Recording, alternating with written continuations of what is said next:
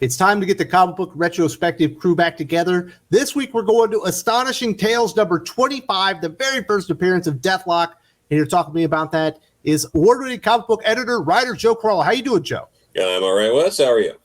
I am doing fantastic. We've also got lifelong comic book reader, a man of the people, the voice of the voiceless, the man so cool they call him the Breen. Eric Breen, how are you doing?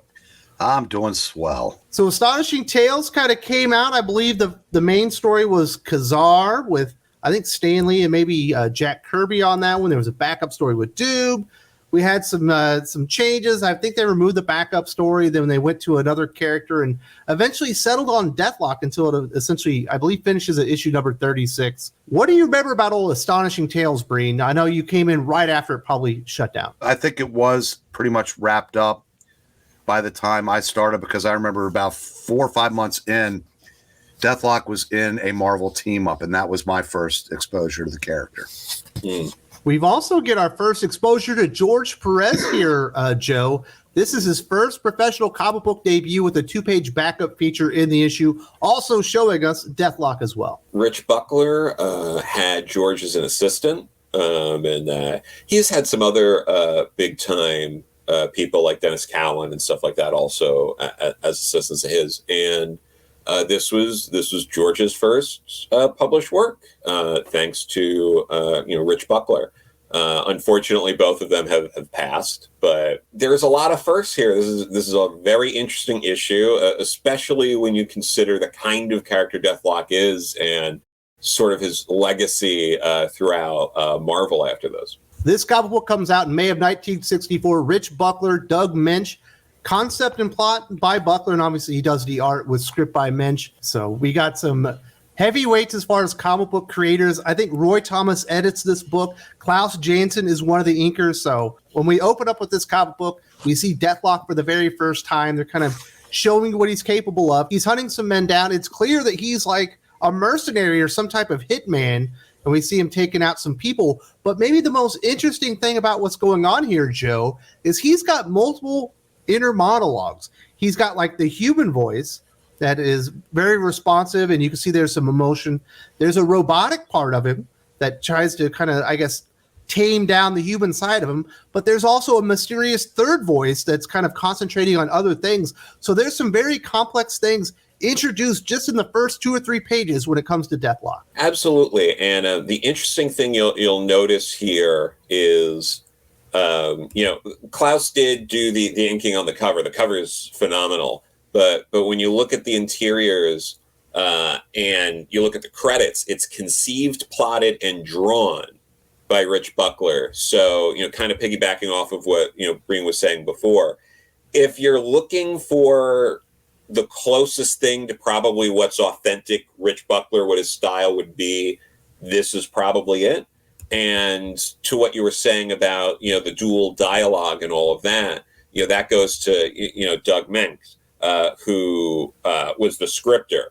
But keep in mind, unlike a lot of other stories that, you see in this time period, Rich is the creator here. He's basically credited as the sole creator. And he always felt he was the sole creator of the book. I had an opportunity to get to know him a little bit before his passing and spend some time with him in his studio.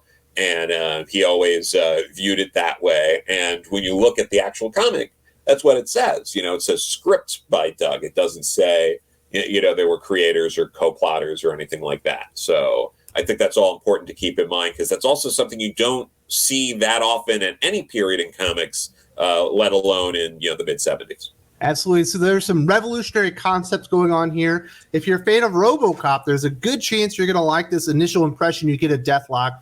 And what's interesting, Breen, is we get some flashbacks. I think we get 3 in total. We see him as a hitman, but when he's originally becomes Deathlok, he's actually a guy named Colonel Manning. He's been blown up in a war or something like that. There's a man named Riker, who's some type of military bureaucrat that doesn't want to lose this person. And he starts, replacing his arm. He lost, replacing his brain and everything. And we can see that originally Deathlok is some type of military program. Although when we meet him, he's obviously not with the military. So really providing some intrigue right from the get-go. there's definitely a connection between Luther Manning and Riker. Basically, he wants, because he mentions that we've been in a war since 1983, and I don't think it's mentioned in this book, but I believe this takes place at the time in the far-flung future of 1990. Yeah. Yes, 1990. And so we're 7 years into a war, and they're tired of having soldiers getting left dead on the battlefield, so they're going to create soldiers that won't.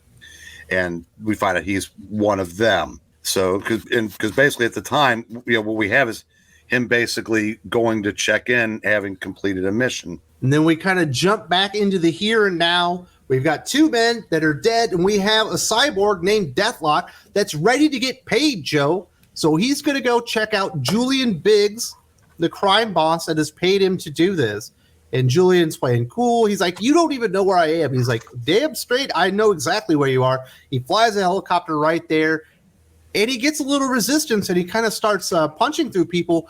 Once more, very interesting stuff with the inner monologue, the dueling identities within Deathlok. The human half maybe wants to enjoy it a little bit more. The computer half is much more systematic as far as the thinking. Is this person down? Do I even need to take this person out? As he's going towards this Julian Biggs guy that apparently is trying to rip him off and not pay him for murdering people. Yeah, and he pays for that.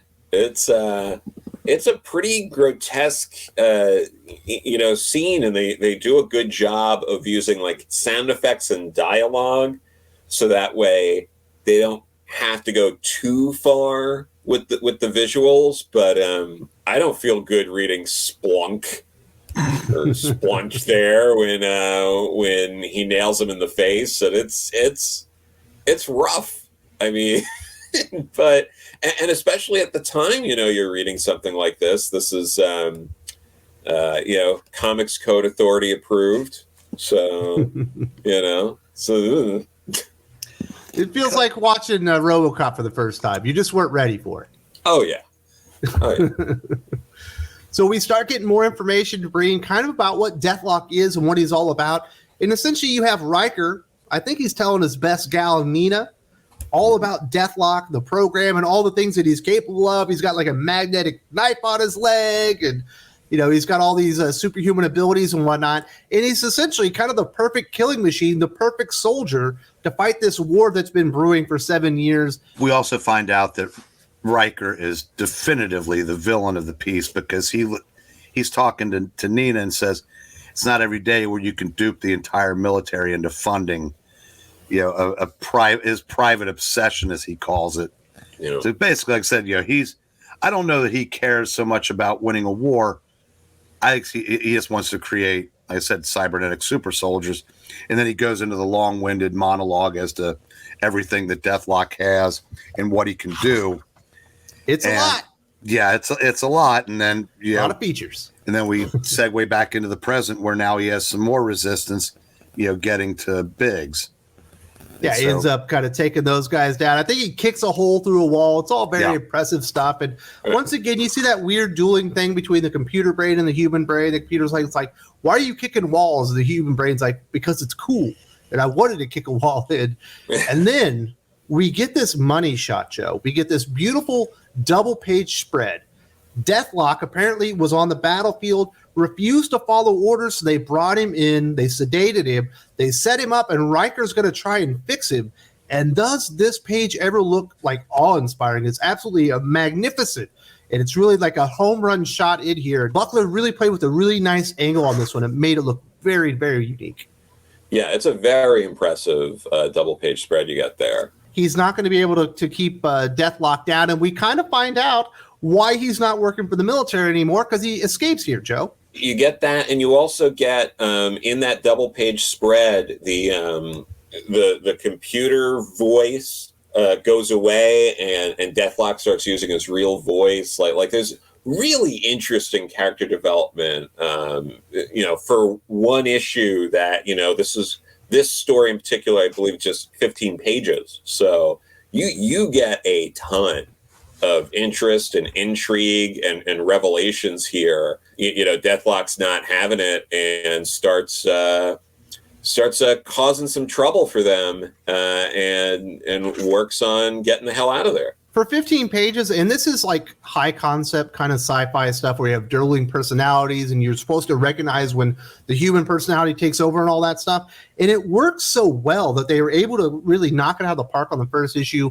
When you're working with some of these concepts that maybe you've never executed in a comic book before, you're kind of experimenting. And, you know, obviously it's a job very well done by Buckler and Moench on this one.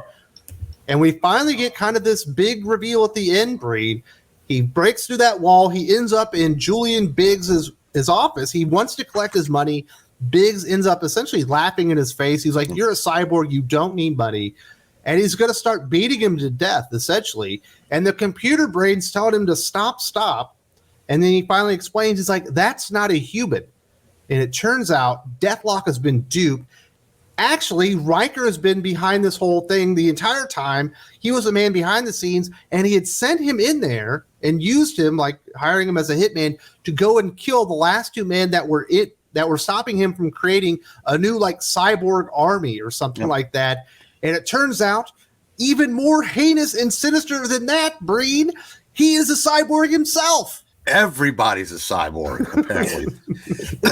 And the girl breaks in, and I don't know how she can tell, unless she can see the back of his head. But so it ends on a fantastic cliffhanger because it doesn't look good for Nina. So this thing is absolutely fantastic, and it doesn't feel dense, Joe.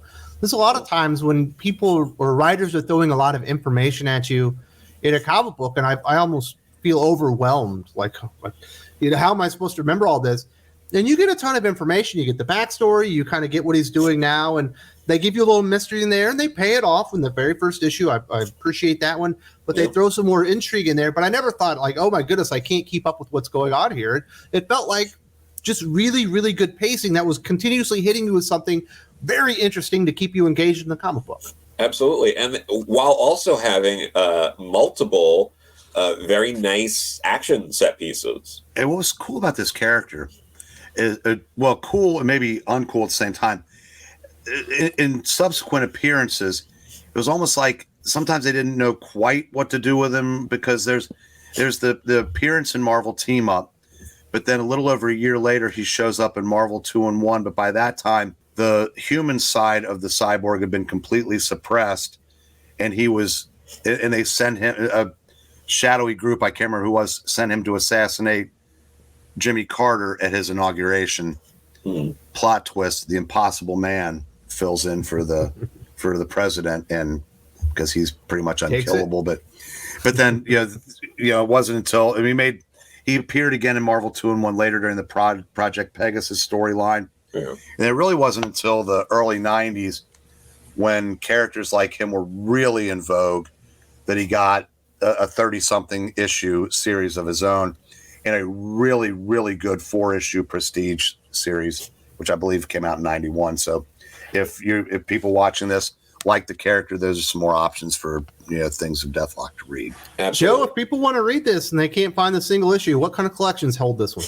There's the complete collection, Volume 1, that I believe Green has. There's the Marvel Masterworks Deathlok Volume 1.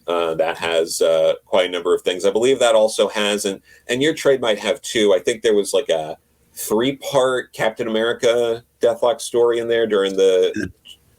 Yeah, like in 1986, I think. Yeah, that's during the, it's towards the tail end of the J.M. DeMatteis, Mike Zeck run. So there's that as well. That's also a good story. So yeah, those are the two primary ways I think you can grab that. And obviously you can also, get this through Marvel Unlimited or, Comixology through the Amazon Kindle store. So. Absolutely love this comic book. Looked like $1 million. Read very well. I like Deathlok, and I like him a little bit more now that I've seen the very first story. Joe, next week we're going to Adventure Comics 329, Bizarro World in DC Comics. Yeah, it's the Bizarro Legion up against the Legion. So, it's going to be a bad time. And if you like another comic book retro featuring Rick Buckler, we actually just talked about Jungle Action number 6. Fantastic Black Panther comic book. Definitely check this one out for some more retrospective, some good old-fashioned great comic books. And if you're on a mobile device, there's a link in the video description.